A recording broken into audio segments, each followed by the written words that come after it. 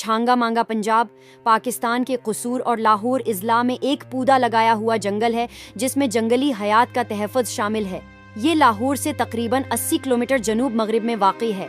ये कभी दुनिया का सबसे बड़ा इंसानों का बनाया हुआ जंगल था, लेकिन हालिया दिनों में बड़े पैमाने पर जंगलात की गैर कानूनी कटाई हुई है।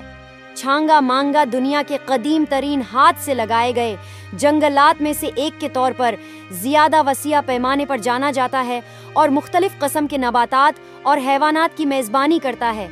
इस जंगल में ममालिया जानवरों की 14 अक़साम, परिंदों की 50 अक़साम, रेंगने वाले जानवरों की 6 अक़साम, अम्फिबियंस की 2 अक़साम और हशरात की 27 अक़साम पाई जाती हैं। इस तरह ये जंगल मकामी सनात के लिए लकड़ी की पैदावार के अलावा एक अहम जंगली हयात के ज़ख़ीरे के तौर पर भी काम करता है। 2 भाई डाकुओं के नाम से मंसूब छांगा मांगा जंगल को असल में 1866 में बरतानवी जंगलात ने लगाया था।